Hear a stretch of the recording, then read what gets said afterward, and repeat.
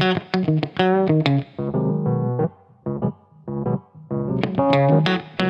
it's 10 o'clock. I think it's time to get started. Looks like I've allowed everybody to use their AI note taker. That's what was taking so long here at the beginning. It looks like we got 4 or 5 note takers in here. Happy New Year. Glad to be back doing the Construction Roundup webinar. Thanks to all of you again for taking your time to join us and try to get in on the issues that we deal with. We have a good lineup today. There's lots of us that are going to at least speak for a couple of minutes. And so hopefully we'll be able to provide some information that'll be good for you and interesting to you. So with that, I'm going to turn on over to Brian for a brief introduction and we'll get started. Oh, good morning, everybody. Good morning, Brian. Hey, 2026, right? Uh, Everybody should be back from the holidays, ready to hit the ground running. I know we pulled a few of the numbers from the end of the year, and looks like we did pretty well keeping up and keeping estimates on track and change order processing. But I'm aware that we've had some issues that may have lagged behind over the holidays, and we should have everything caught up by now and hit the ground running moving forward. We've got a lot to talk about today. We're going to update you up on some current issues, some things that are happening on projects, some policy updates. We've got some new stuff with drones. We're going to talk about HeadLight e-ticketing, of course, and I'm sure you guys have lots of questions. I know we're piloting HeadLight and getting it started to roll out, implemented across the state. There's going to be growing pains with that. So just ask you guys work with us, work with the team, and we get this thing done. And without further ado, we'll get started. So welcome everybody, and let's get going. Dallas Balmer, take us with the first topic, traffic control. All right. So this is going to be my attempt to impersonate Brett Morgan, who usually gives this presentation. He's a little more vivacious than I am, but I'll do my best. All right, so every now and then, Brett gives this presentation on common issues in the work zones that he's seeing, and one of the most common issues is flaggers, and that's not news to anybody, I don't think, but we just wanted to reiterate some of the stuff at the beginning of the year to get everybody's minds back on work zone stuff, keeping work zones safe. So use a 6-foot stop slow paddle that's required. The flagger should be at the beginning of the taper, which is 100 feet, and 6 cones are in that taper. They should always be holding the stop slow pedal and be looking at traffic. Yes, but I think that's for me. Which is not what they're doing in this picture. So do not look away from traffic because that's not safe. We're also aware that getting consistent performance from flaggers is an issue. It's difficult. Go back and click it. Let's see. And Looks like we've got Dallas. Looks like we got a couple of mics live out there. Remind everyone to mute your mics while we're talking. yeah. So we understand it's an issue with consistency, so we've started embracing the use of automated flaggers. We have a TTC that we're going to be working on with traffic engineering, and that should be coming out later. But we've used automated flaggers on multiple projects across the state recently and get a lot of good feedback. I would say coordinate with us and the project engineer because there's certain things that need to happen, including we need somebody actually operating the flagger device. It may be the pilot driver, but we need somebody operating it. If it's just sitting there on a timer, people are just going to drive around it. So there's a few things that we'd like to talk to y'all about if y'all do use automated flaggers, but we're trying to use those more often to get more consistency. We can move on. All right, next is substandard signs. This is also a common issue.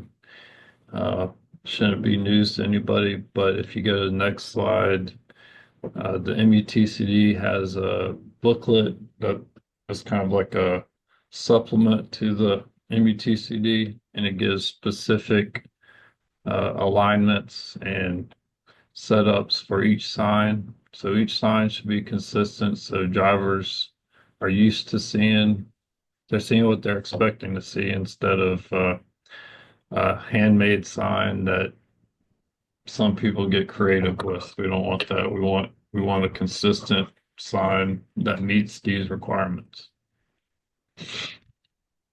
There is a link in this PowerPoint.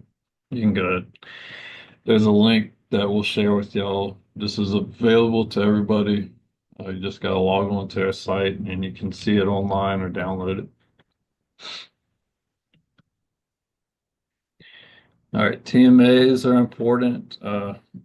They're a great safety device, but they need to be installed properly. You need to have the correct roll-ahead distance in front of the work zone area. If you're working too close to it and the TMA is impacted, it could roll into the work zone. You don't want that. We have had instances where that TMA has been impacted and it's used all of the roll ahead distance that we had for it. So make sure you put that roll ahead distance in front of the TMA. You really don't want police behind the TMA. We should be using TMAs on high ADT roads. The wheels should be straight ahead, and you don't have to have the driver in the TMA once it's in place.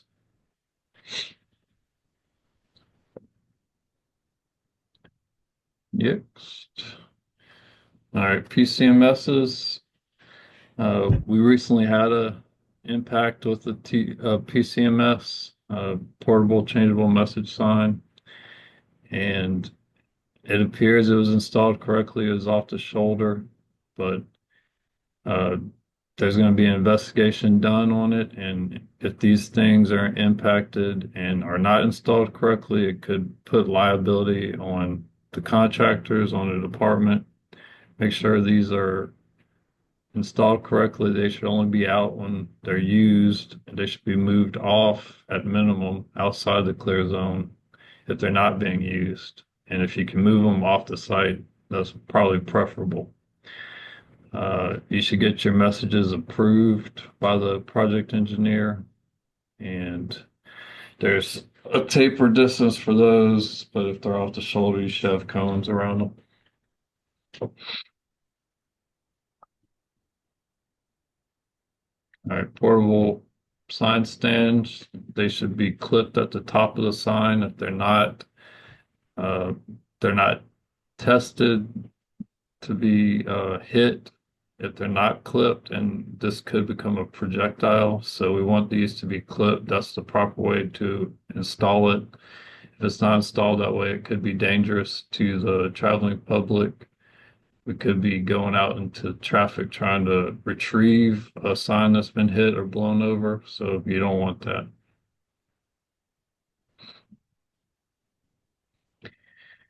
And I think this is the last one.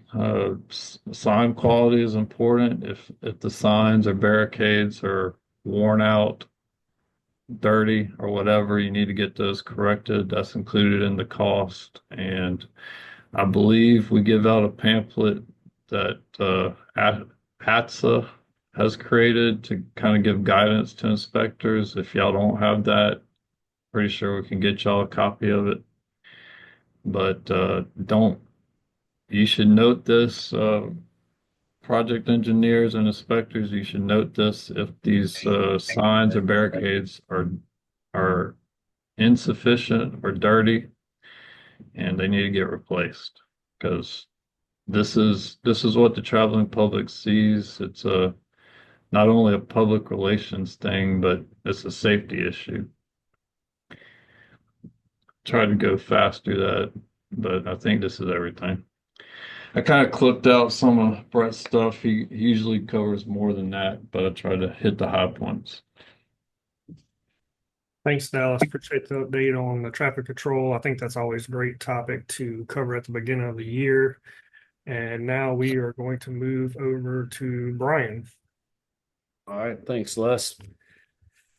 So you guys, we put out a construction memo about updating the change order thresholds, and now the EESM has also been updated and approved by the chief.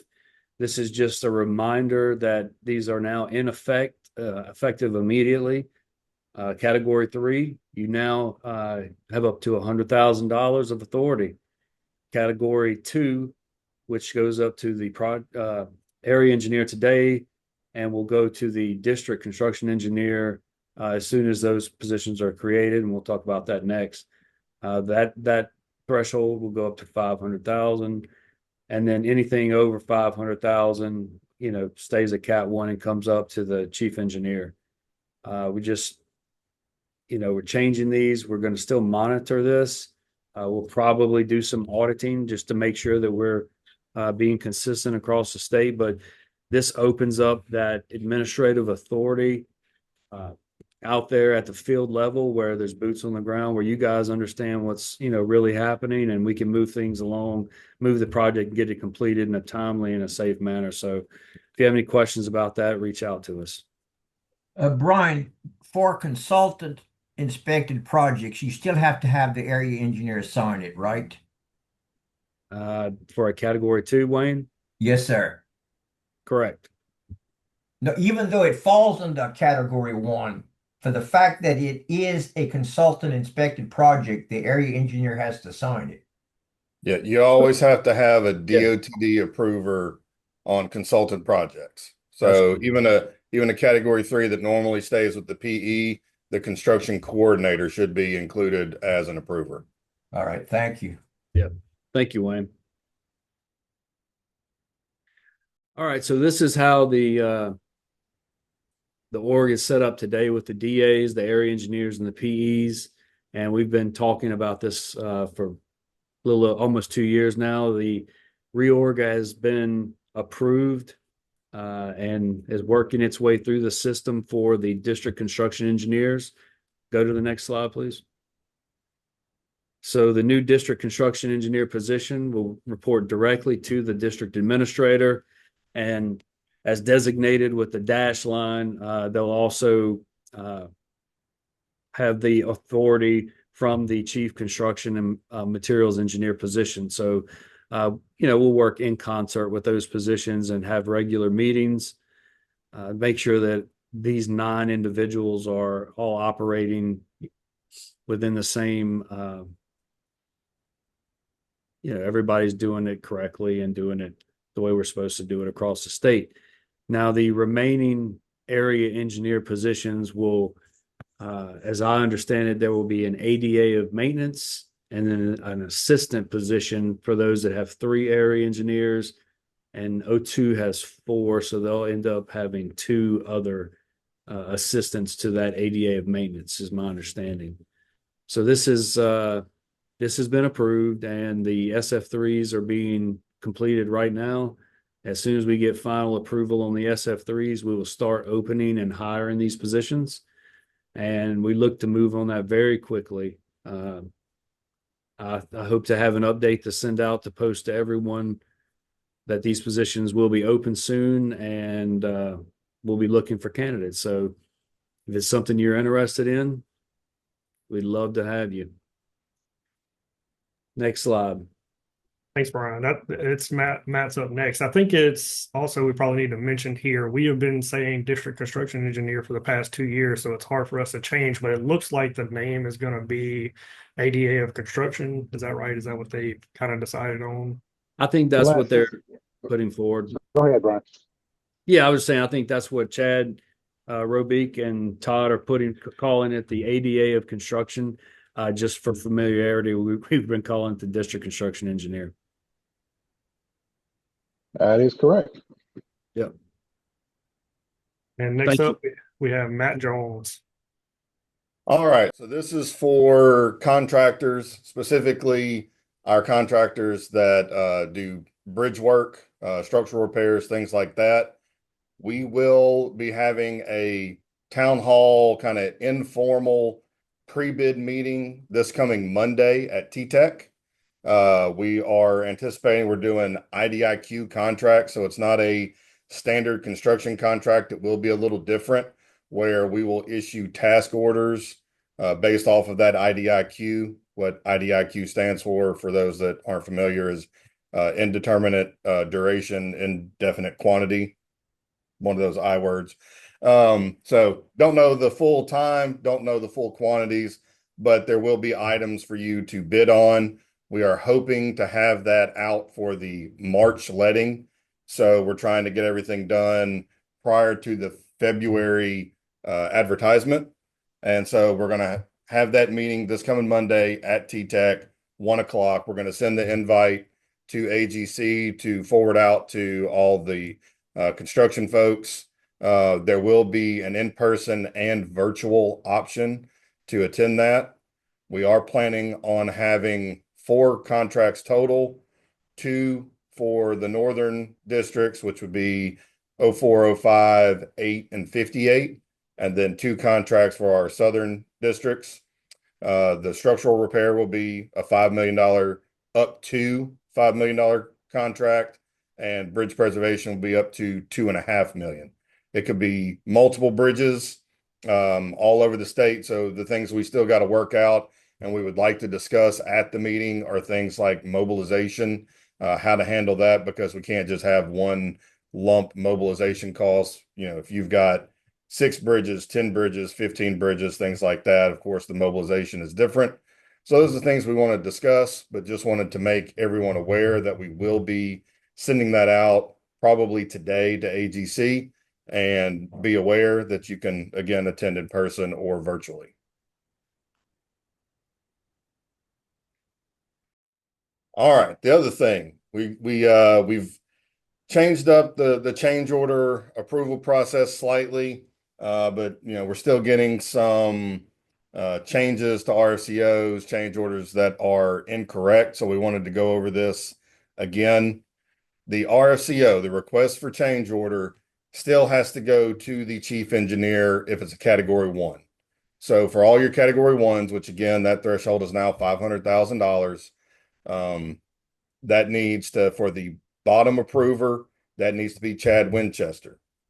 The way that the RCO is set up, when it comes to the headquarters approvals, it goes to your headquarters construction area engineer. That's who fills out that description part. The signature is Brian Owens. Then after that, the description and signature are Chad Winchester for RFCOs. On change orders, once the RFCO is fully approved and we then start on the change order was delegated from the chief engineer to Brian for that level of approval. So for chief engineer, you will select Brian Owens on your category 1s. And then the chief construction engineer was designated down to myself. So include me there. For the districts that I'm the headquarters construction area engineer for, y'all will put me down twice as both the headquarters construction manager and as the chief construction engineer. So just wanted to kind of go over that again. We don't get a lot of them, but there are still a few where we get the RFCO is, you know, approving at Brian for the last level. That does still need to go to Chad Winchester. And then some, we still had Chad as the, you know, chief engineer on the change order. That is supposed to be delegated to Brian. Any questions on RFCOs and change orders? All right. Thanks, Matt. Yeah. Questions in the chat are pretty silent this morning. All right, so next up is me.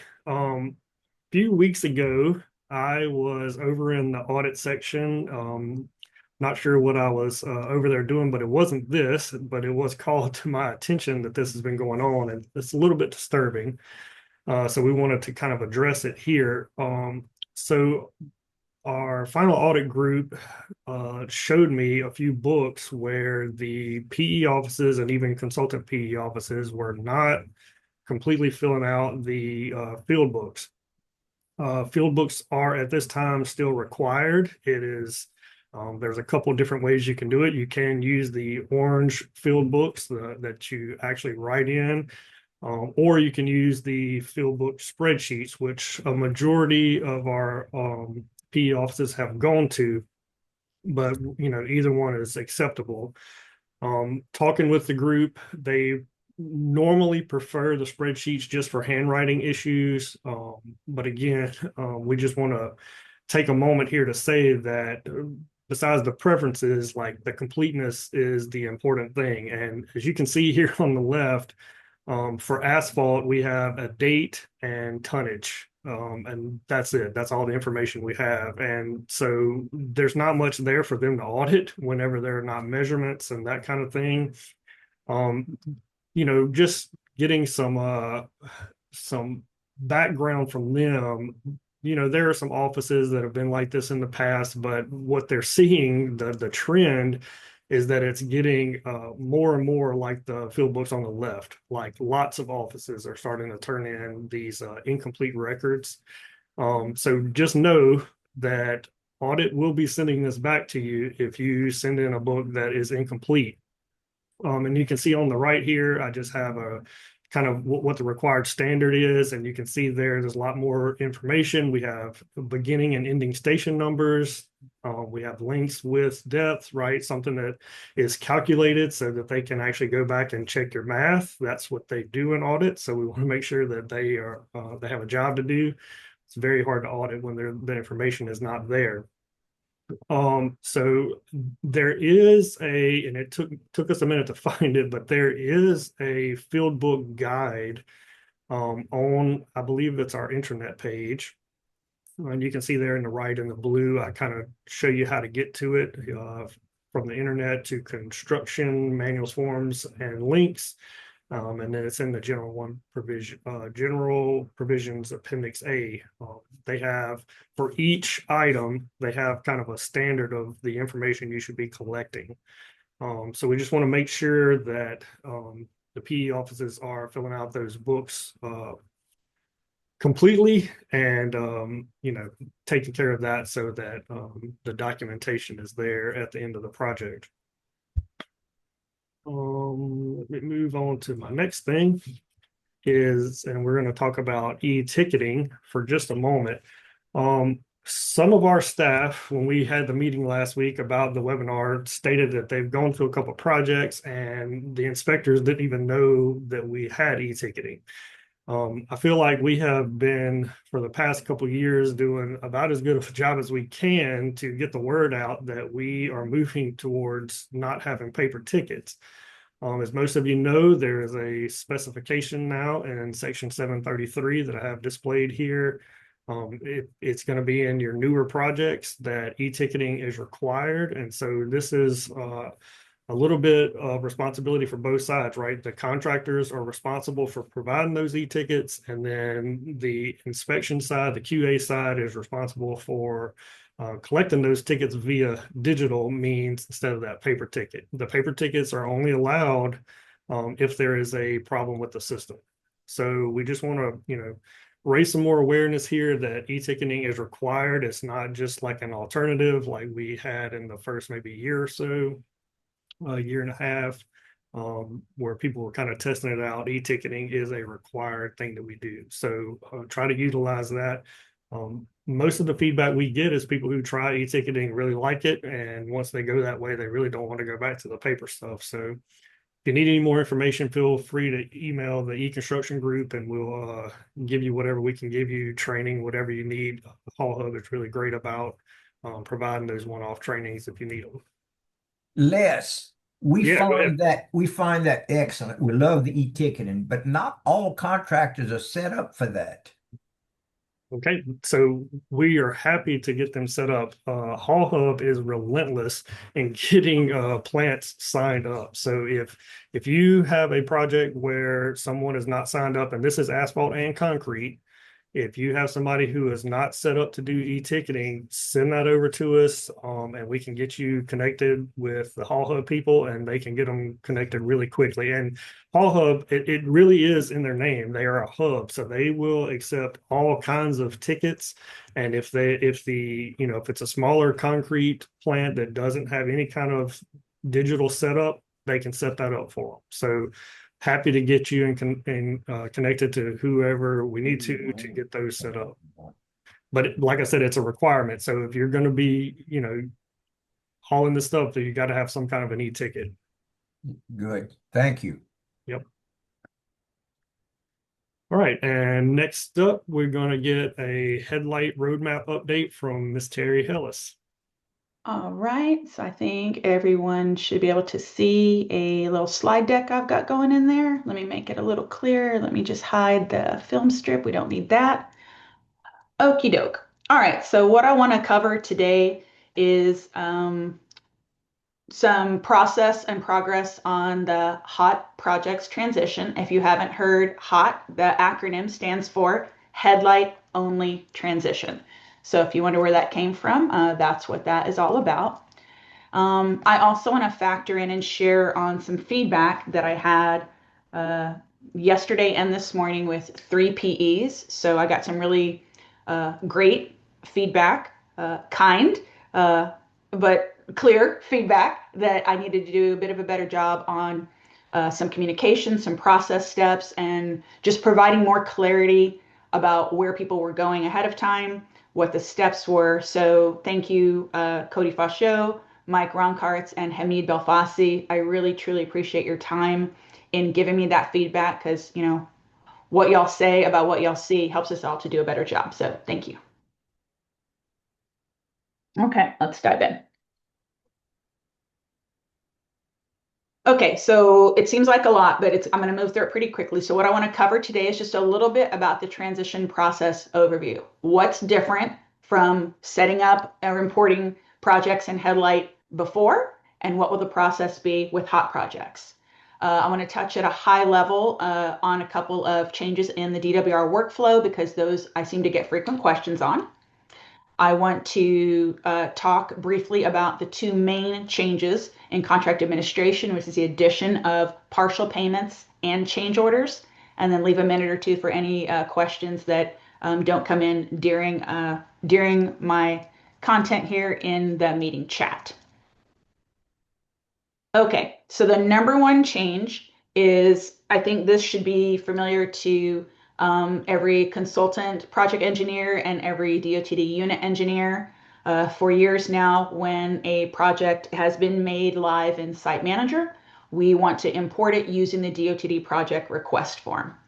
So we've made some updates to that. The reason for that is we are asking for additional information that we use to facilitate the review and approval workflows for both change orders and payments. That requires us to know specific individuals, what their role is on your project, so that all those approvals are routed with email notifications and happen automatically. Okay, so the 2 main changes is that I'm adding for 2 additional sections of information.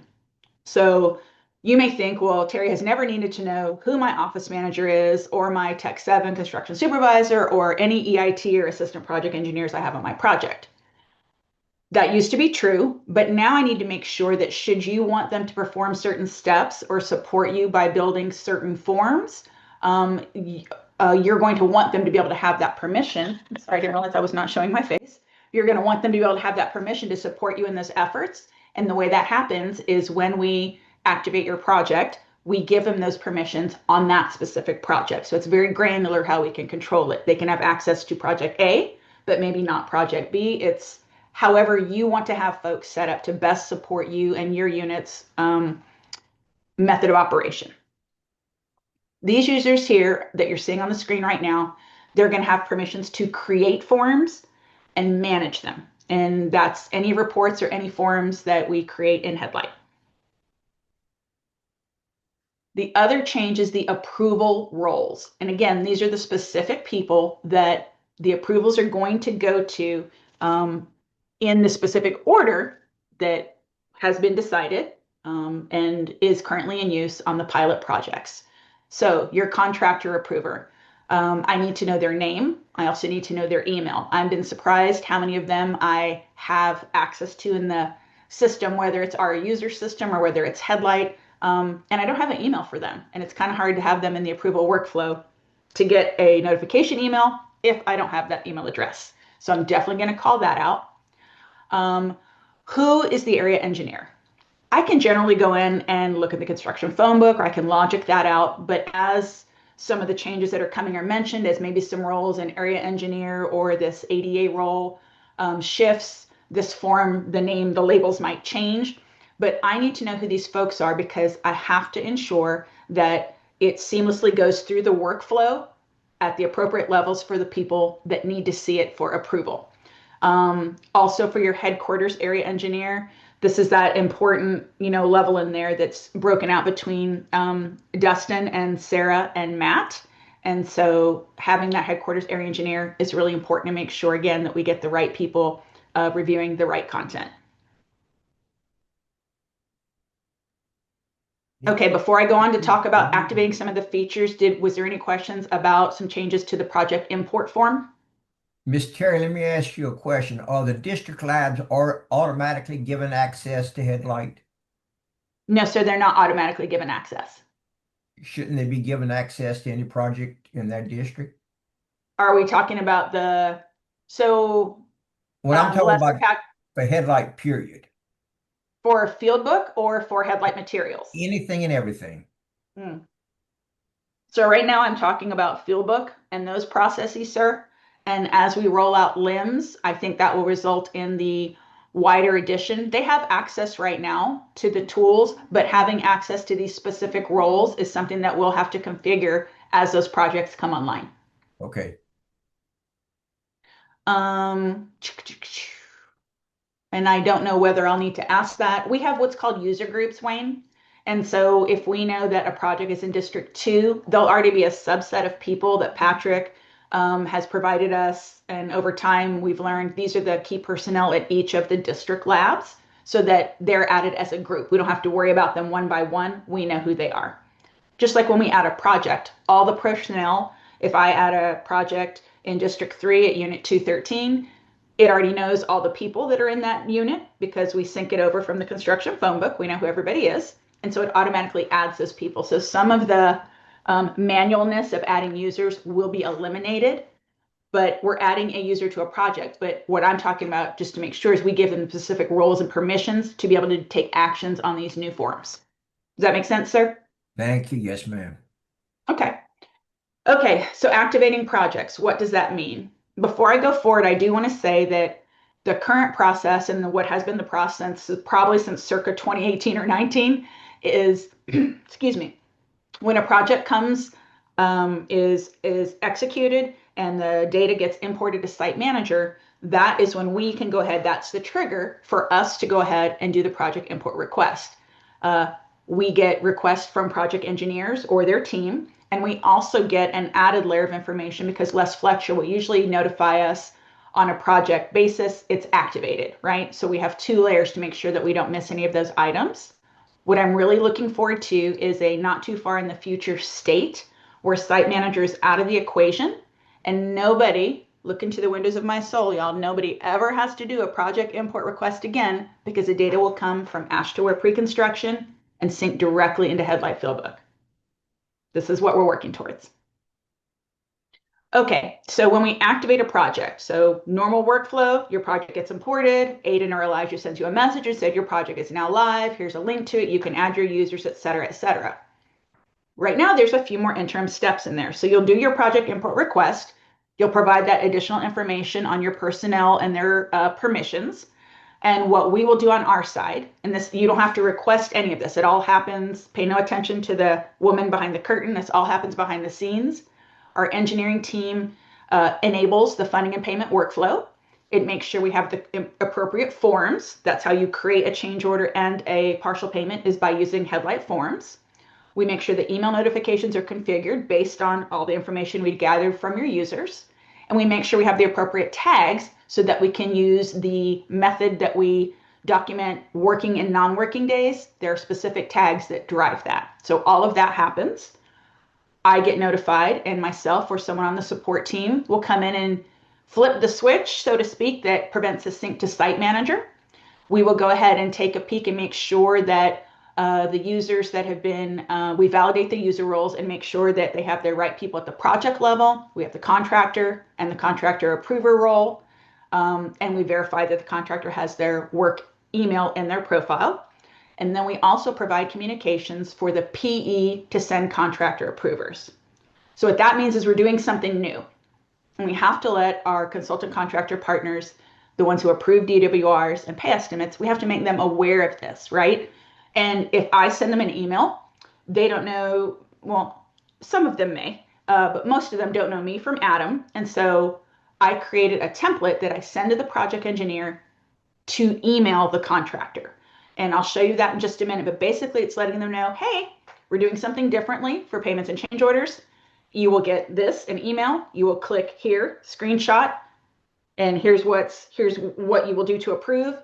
But essentially, nothing has changed in your role, simply how we go about it. That's been pretty successful.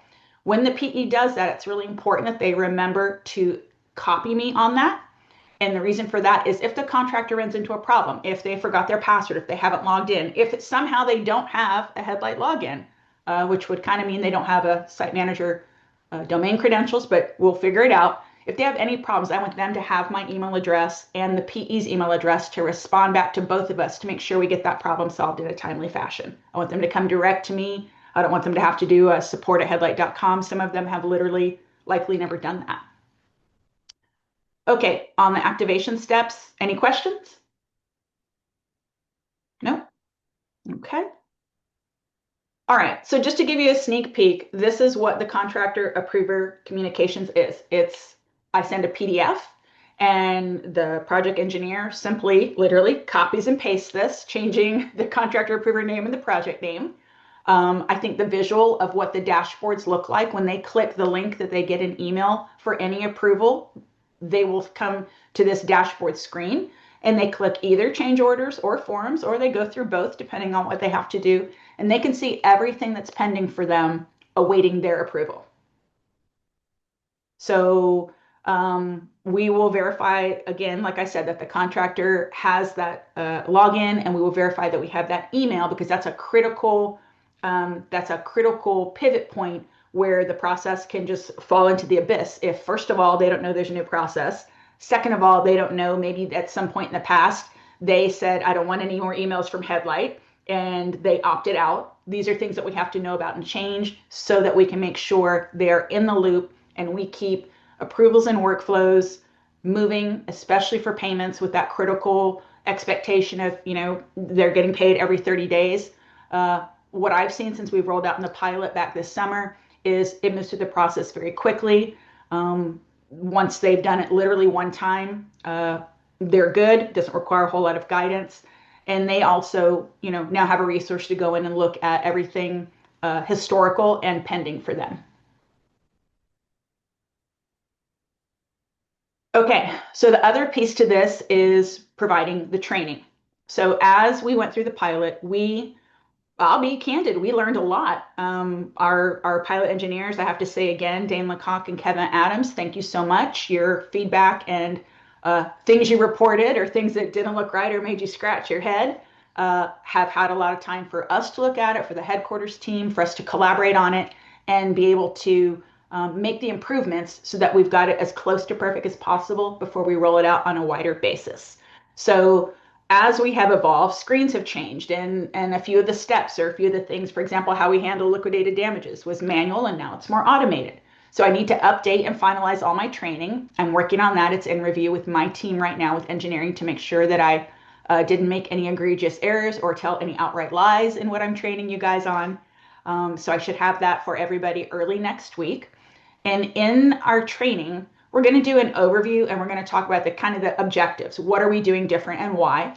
The main thing is the new observation tags for our working days and the variety of reasons for non-working days. And then actually going through a demo of showing a payment and a change order. That's all good and great.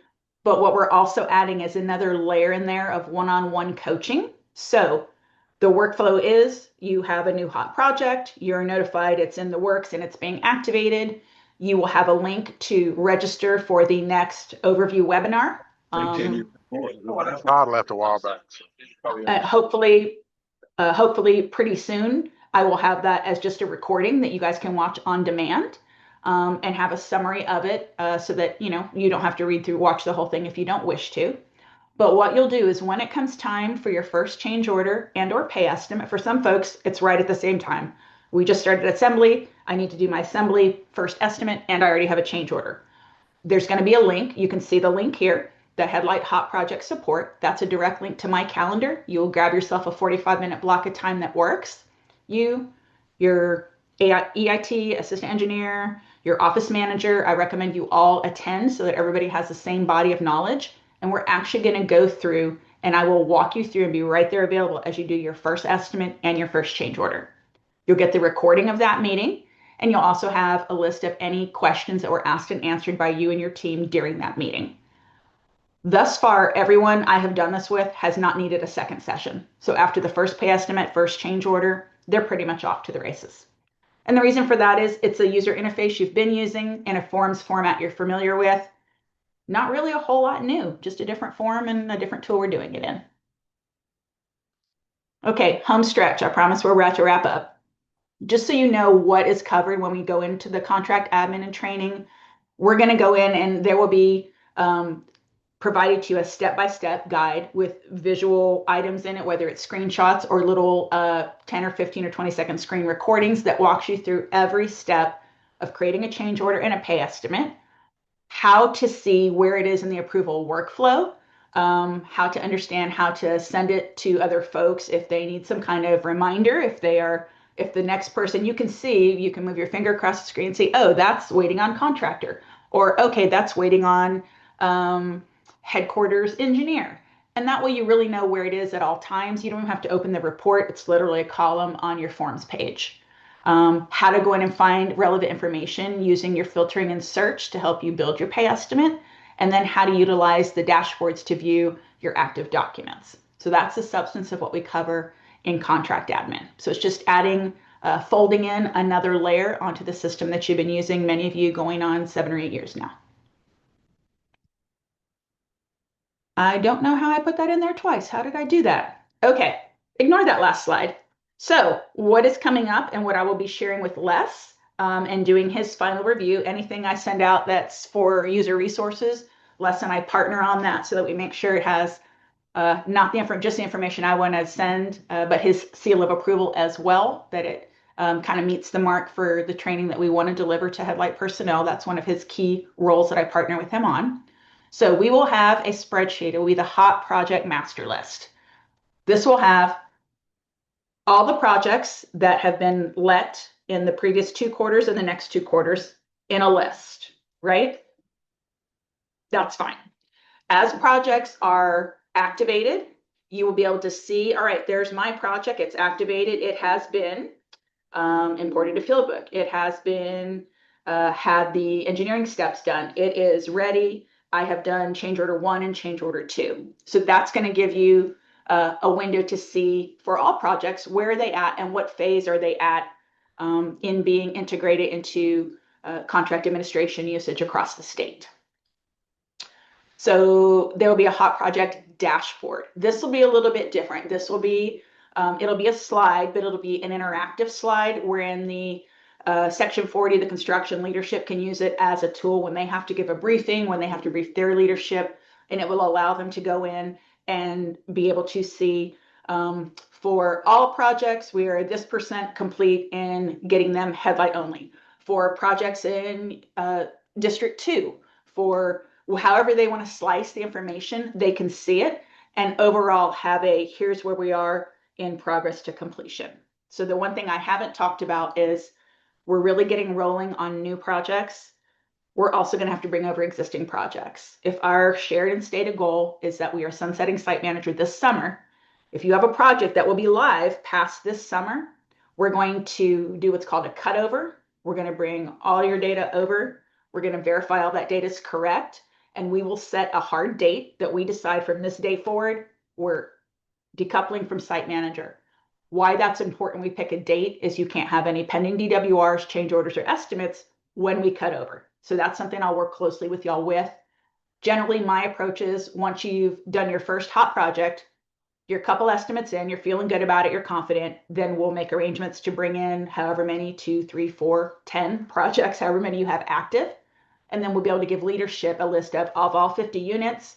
We have 10% that all projects are in HeadLight only. We have 25%. So over time, that's going to give them a view globally of what our progress is. My goal is to get all the projects live, both new and existing, by the end of Q1. So that is doable. And it's the goal that I've set, that I've promised Brian Owens. We will have them all live so that we can begin pursuing and doing other things. Okay. Thank The you, last- Terry. This is that's a huge step, guys. I just want to reiterate that this is going to be, there's going to be some issues as we transfer over to this new system. It is very user friendly. It's easy to pick up. I'm sure there'll be a few issues back and forth. I think we've already hit a few, but they're fixing them as soon as we find them. This is going to be how we get out of site manager, guys. And it's been a long time coming, and we're right on the cusp of that. And just thank you to Terry for all the hard work she's been doing, and just ask you guys work with her and we get this thing knocked out. So Terry, you almost done. I thought you were done. Sorry. No, go ahead, sir. No, that's it. I just wanted to say that. I thought you were. So we're getting close. We've got about 13 minutes left. We still have. I'm almost done. Yeah. Almost done. The last piece will be a shared folder. Many of you remember our collaboration folder we had when we rolled out Fieldbook that had all your resources in it. We'll be providing a link to that, and it will have in there quick reference guides. That's a one-pager. How do I do a change order? How do I incorporate? How do liquidated damages work? Those resources will be there. There'll be some recordings. There'll also be a FAQs list. If you're asking a question, I'm guaranteeing you somebody else has asked it before you. So let's capture it. And then we'll continue to have new content as the program grows that I'll partner with Les to make sure that we include in the e-construction webinars and the newsletter. The last thing I just wanted to share was that the program pilot, so the 2 true pilot projects that we started back in July and August respectively, are both now awaiting final. So we've gone through the whole process. It'll be interesting now to get their feedback when they complete final and get to close out. And I have projects that we are coming in on in District 7, 03, 02, and then we've already had projects in 61 and 62. So we have crept out a bit, and now it's time to kind of explode and do that another whole order of magnitude. Thus concludes my presentation for today. So I see somebody, can I go ahead and address the questions real quick, Les? Yeah, we got a couple questions in the chat. There's one about asphalt and fuel adjustments. I just wanted to mention that we've pulled the numbers and looked at those, guys. We do a lot of asphalt and fuel adjustments, and sometimes it's just for small amounts of money. I think the threshold is 5%, anything over plus or minus. So we're looking at expanding that threshold, and we're going to work with industry on that and make sure that they're on board. But if we expand it to 10 to 15%, possibly, it looks like we can cut out a lot of those really small changes that eat up a lot of our time, especially getting our estimates paid on time. And, then the contractor will know where they stand as far as bidding. And if there's a large blip over, in the last 5 years, it hasn't changed much since COVID. But if there is a blip, then they'll be compensated as such. So we're working on that.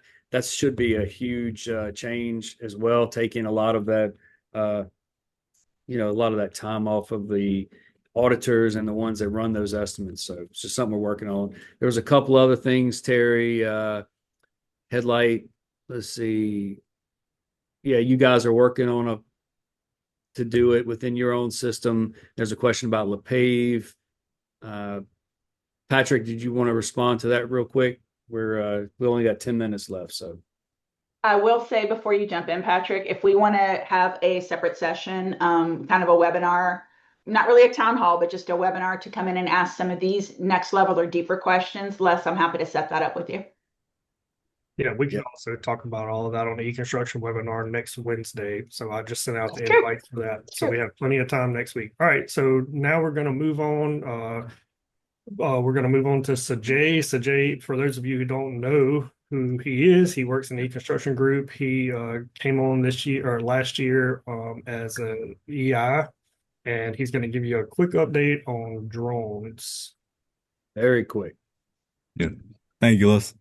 So our team is beginning a few pilot projects to implement drone usage, which will allow us to get snapshots or 3D snapshots of projects so that we can perform analysis such as cut fill analysis, measuring stockpiles, measuring grade, and creating timelines of these projects as they progress through their lifespan. And so we'll be able to visually see how they have physically progressed up until their endpoint. And then we'll always be able to look back on, the state of the project at any given point. And so, as I mentioned, we are looking at a few projects to test out incorporating drone usage into our workflows. But if there are any projects that you believe would be a good contender for a one-off flyover or two to check grade or to capture a key moment in a project, then we do have a form available. So you can fill that out, let us know what those projects are, and then we can take a look at them and work out the logistics to get our team over to perform those captures to get that data for us. Yep. Thanks, Sajay. Appreciate that. In the request form, there's the URL there, and Stan Art is the one that kind of came and surveyed and told us that he has the capability to do this and would work with you guys. So yeah, and we will send this presentation out after the meeting sometime today or tomorrow, so you'll have the links on how to get to the form. And next up, we have Sarah Balmer, who's going to give us a quick update on the 2026 specs. Sarah? Okay, so our 2026 specifications are now in effect as of January. The content in the book, incorporates the general provisions, non-standard specifications, and the supplemental book. So basically everything that was established, it just was absorbed into the book. As a result, there's those real contract language changes, but there is significant changes to the format and some organization, table names, all that stuff for the spec sheet.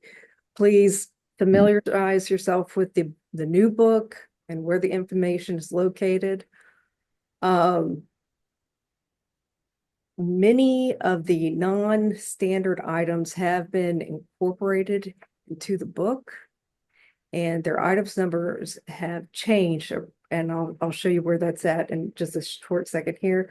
I also want to add that the materials sampling manual is being updated for those new standard items that were previously non-standard, and they're going to come out with the sampling plans for that. All right, Patrick? And do like I did last time. no, Okay.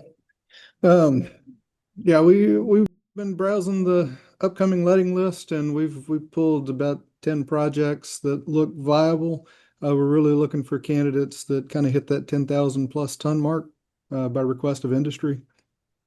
So we're hoping to get to around 15 projects here in the first half of the year. But if anyone wants to participate, if anyone has a viable project, if anyone knows of anything upcoming, let us know. The asphalt pilot specification is primarily focused on the non-destructive aspects, using the nuclear and non-nuclear gauges for density determination in place of coring. But we also have a few mix updates and various things like that come with it. So definitely, if you have a candidate in your district that you would like to pilot the specification on, let us know. We'll get it in the letting. all right, we'll have a list that we'll send out to everybody after this, Les. List of Our projects. list, yeah, the projects that we're looking at right now. Well, we're asking them to send us the projects that we don't already know about, maybe. Right. So we have a list, and I think if we make that available, then if you don't have one, or if you have one in your district that you'd like to add, then get with us quickly and we'll finalize that list. All right. Precast fabrication. Yeah, so this is just a request for both contractors and the PEs to let us know as soon as possible who will be fabricating any piles, girders, anything precast or prefabricated. Next up is Caitlin. All right, so this is just a link and QR code if y'all want to submit topics for our next roundup. Like Les said, he's going to be sending this out, so y'all can do this later. And this is just our headquarters area engineer contact. We realized that when this email was set up, if someone opened up an email, it was marked as read for everybody. So things were getting lost there. That has since been corrected. Whenever you contact your district specific area engineer, you can also CC the group email. That helps us make sure emails are getting responded to in a timely manner. That's it. All right. So that brings us to the questions. Looks like we've had several in the chat. Anything that hasn't been answered or anything that we haven't talked about? Before we move on to the questions, I do have something. I've received several questions regarding the special provision for pay adjustments on steel. So the special provision states that it's only eligible for projects that have an original contract time of more than 120 calendar days. So just to clarify, that does include working day projects that, when converted using the 1.4 factor, are more than 120 calendar days as well. Thank you, Dustin.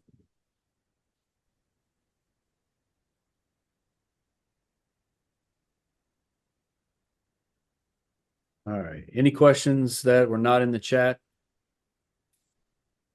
Or any questions that did not get answered in the chat?